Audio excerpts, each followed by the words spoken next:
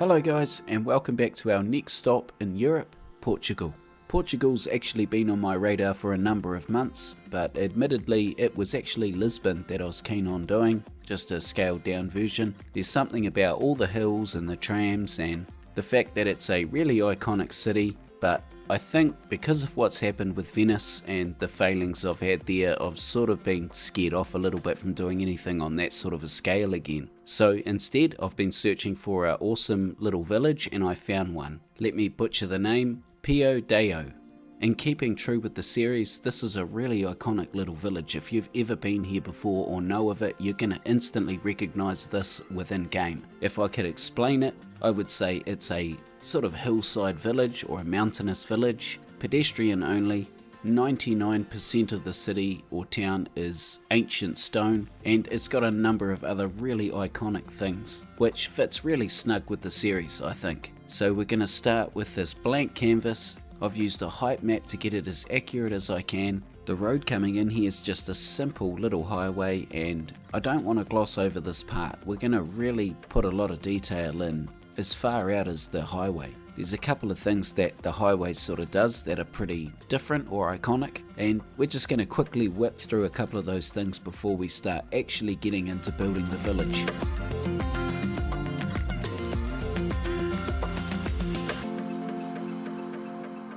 These roads coming in are pretty erratic and all over the place, but they do it for a couple of reasons. Number one is there looks like a dry riverbed that runs through here, or some sort of small stream, but it's got some clear runoff control in place. In this case, it's in the form of some light concrete barriers or concrete channeling. The second reason is it offers more car park space. Seeing as the town is completely pedestrian free, there needs to be a lot of parking for private vehicles that get here. In keeping with the rest of the series, we are going to go pretty hardcore on the detailing front. I'm also using Google Earth to get the layout of the town and the modelling as close as I can to real life, and even the detailing you see around this canal is pretty close to what we'd see in real life. And after sinking 100 odd hours into City Skylines 2, it's just amazing how many props there are in City Skylines 1. There's just a prop or a decal for every occasion. It makes these really detailed builds possible. I've used a quay here to double as a retaining wall and also offer a bit more of that car parking space that we're after.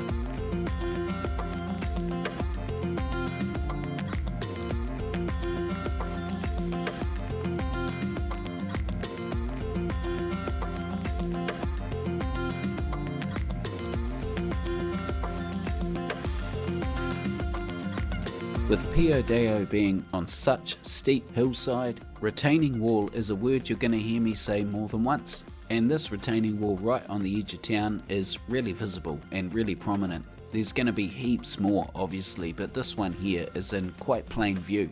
Here I'm using a key, but eventually I change it because the pedestrians actually start walking across the top of it, which we don't want. But we'll return to that later anyway. For now, I want to start with the real centerpiece of the town. There's a beautiful white plastered church that sits right on the edge of the car park, up a few stairs.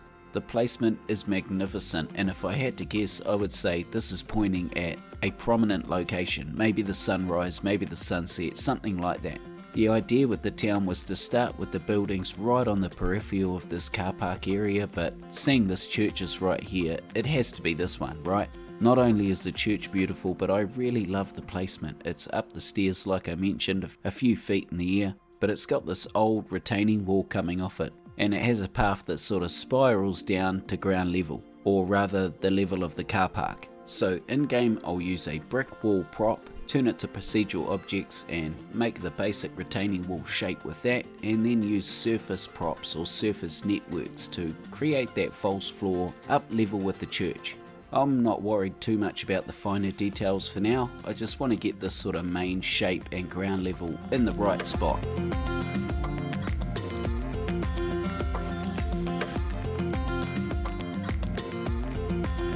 For the majority of the buildings in the town, I would say that the architecture's not the main draw here. It's not to say that they're ugly buildings, but the design of them is very practical and pretty simple really. That is a straight gable-end box with windows and doors. Don't get me wrong, there is absolutely still some beautiful buildings in the town and we will get to those, but the majority of them are pretty plain. What sets them apart is the beautiful natural building materials. The building material looks like a slate type rock, which is really popular here in New Zealand as well, but I know that you can only get it in really mountainous areas of New Zealand, so I'm picking that this may be quite a mountainous type rock, which is why we might see it here.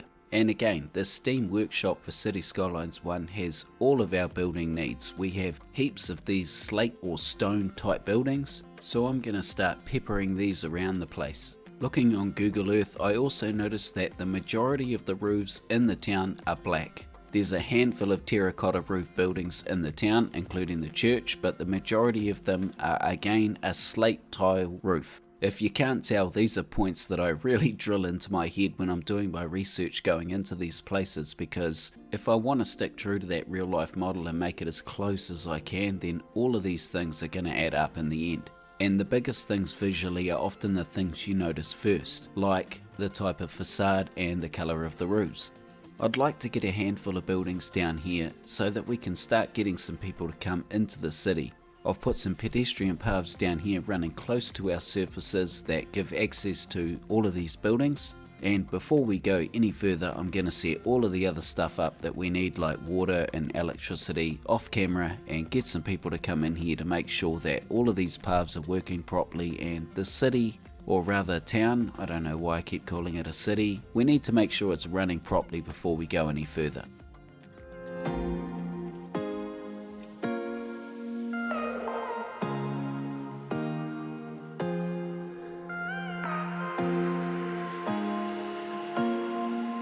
When I used the height mapper to create the map, I sort of had this idea that the hill would be a little bit mellower than it is. It's quite steep, and I mean really steep. If any of you guys watch me build Greece, then you'll know the method I'm going to use here, or rather I have to use. Getting a little bit technical, but if I'm going to turn all of these buildings to procedural objects, then I've got no problems. It won't deform the terrain. But I don't want to do that. I want to use real buildings that citizens are really using within game. But as long as I want to do that, the terrain is going to distort. It means that a lot of the pathways are going to have to be built floating in the air. So thanks to Greece, I can do this alright, I think. I'm going to use the concrete pedestrian paths and then just run all the retaining walls and surfaces closely around those, and then plug in the gaps between the buildings with procedural object buildings. There's also going to be a couple of lots within the town that look like they're abandoned or ruined buildings. I did notice that there was some really nice new plastered white buildings in the town, so I'm picking that repairs do happen, and maybe these buildings or these lots here are just waiting for a repair.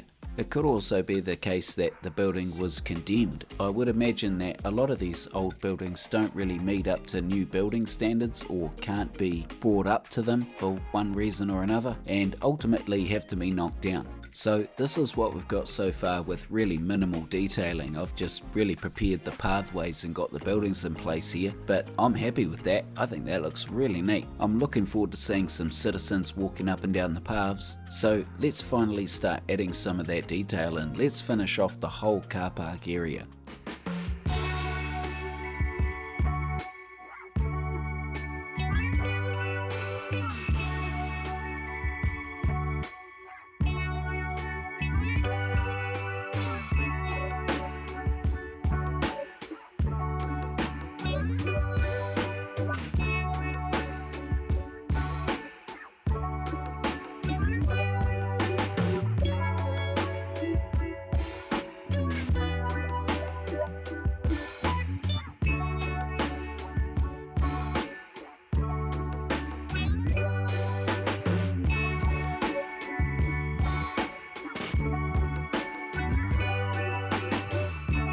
What do you guys think of that really slick concrete texture? I changed that with Theme Mixer too. It's not perfect, but I think it looks pretty good. Down here by the car parks, we have lots of restaurants, cafes, and socializing areas. And yeah, I got a couple of props for it. Oh man, how I miss doing these types of areas after playing City Skylines 2. As much as I love that, you know, I really miss this type of thing. And with all the pedestrian paths in place and all the citizens that are living here moving through these spaces, I can detail them pretty closely now. One of the cool little things that makes Piodao really special is these blue doors. They're on just about every building in the town. Actually very similar to Greece, and the reason in Greece was because there was a nearby mineral that could be made into a paint that was a naturally bright blue colour, and if I had to guess I would say the same thing's happening here. Then I'll finish off the area with an old broken cobblestone. It's a decal within game, but this is going to help really age the whole area, or the whole town really. The pictures I've seen of Piodao in real life, it's just massively overgrown, like more than we've seen in any other location we've been to so far in the series, and I'm desperate to capture that within game.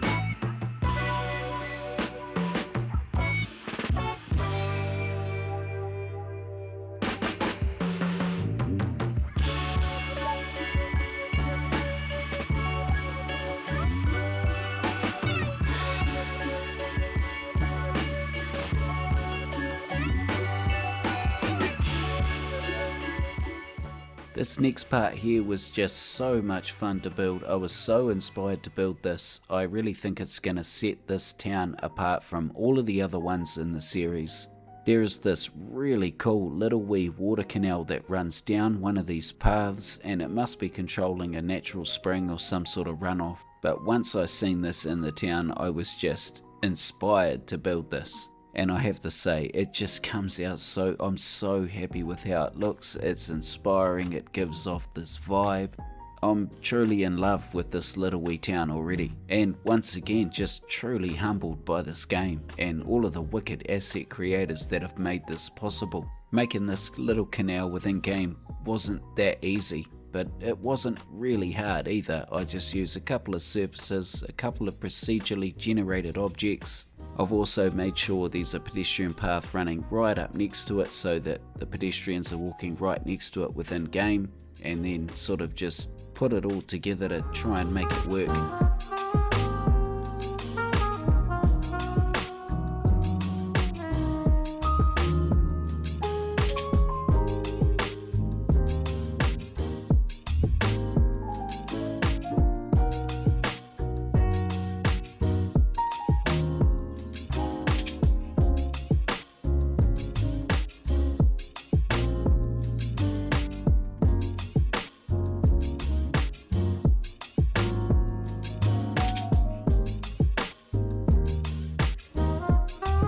Sully's got some really good decals that look like moss that are perfect for in this little trench here, and they go well with the little modified waterfall I've used. So I'm going to use this same method and extend it all the way up the pathway. In the midst of creating this, there's also a couple of really funky areas that we need to deal with. I'm still looking at Google Earth while I do this, but let's tidy those up while we're here.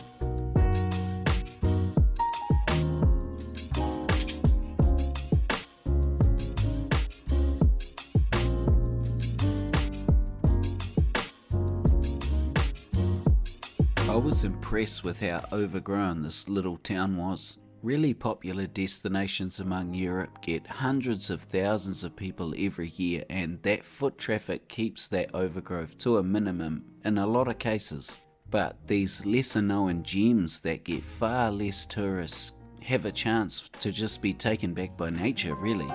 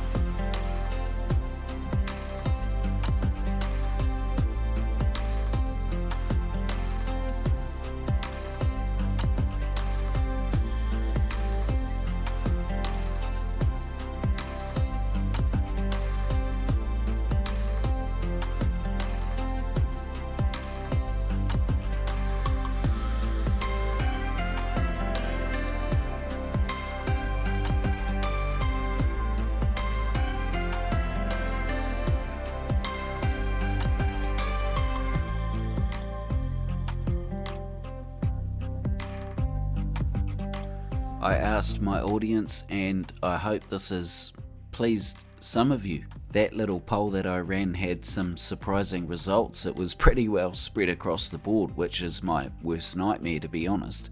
But I was dying to do a new location in Europe anyway, so here we are. I cannot wait to carry on here in Portugal, and I hope that you guys will join me again. I'd also love to talk to you guys in the comments about the build. But have a good day or night wherever you are. Look after yourselves, and I will see you on the next one. See you later.